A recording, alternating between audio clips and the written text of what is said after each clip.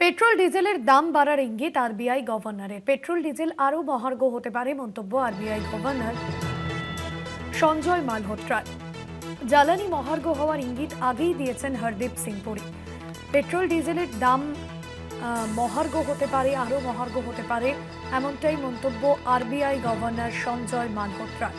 জ্বালানি মহার্ঘ হওয়ার ইঙ্গিত আগেই দেন হরদীপ সিং পুরী।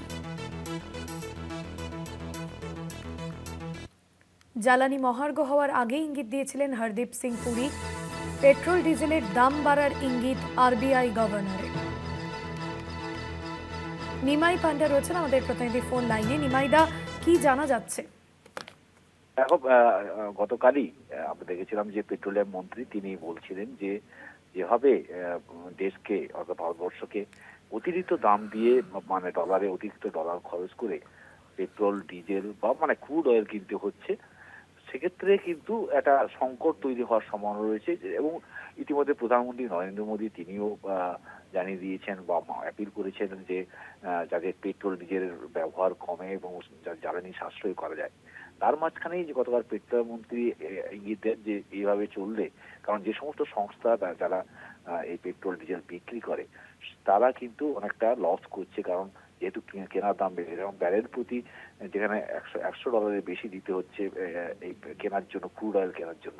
এবং শুধু তাই না, সেটা প্রায় 30 থেকে 40% খরচ বেড়ে গিয়েছে, অথচ পেট্রোল ডিজেলের দাম তেমন ভাবে বাড়েনি। এবং সেই জায়গা থেকে দাঁড়িয়ে একটা ইঙ্গিত দিয়েছিলেন যে এভাবে কিছুদিন চললে যারা যারা এই যে সংস্থাগুলি এই পেট্রোল ডিজেলের ব্যবসা করে ভারতে, তারা কিন্তু গত 1 বছরের যা লাভ করেছিল সেটা এক কোয়ার্টারেই সেই ভর্তুকি দিতে গিয়ে মানে দাম না বাড়ায় কথা, এক কোয়ার্টারে তারা যে লাভ করেছিল গত 1 বছরে সেটা শেষ হয়ে যেতে পারে, অর্থাৎ সেই লাভের টাকাটাও তাদের ফুরিয়ে যেতে পারে।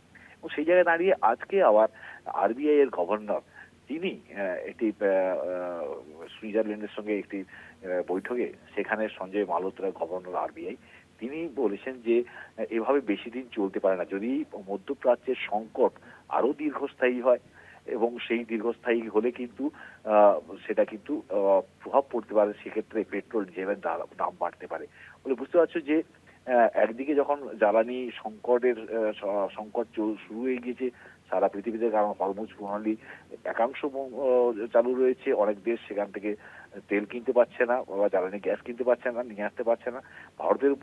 ভারতও হরমুজ প্রণালীর উপর অনেকটাই নির্ভরশীল।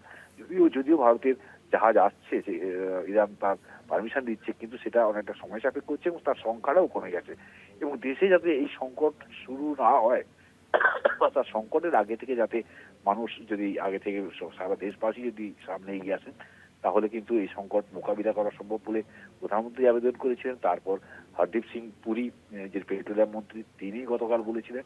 আজকে আরবিআই এর গভর্নরও একই রকম কথা বলেছেন যে যেভাবে জ্বালানি সংকট মানে জ্বালানির দাম বেড়ে গেছে এবং সেই অর্থে দেশে দাম বাড়েনি এবং যেভাবে বেশি দিন ছিল, অর্থাৎ যে একদমই মধ্যপ্রাচ্যের যে সংকট বেশি দিন চললে কিন্তু দাম বাড়ার সম্ভাবনা রয়েছে। একদমই। ধন্যবাদ তোমায়।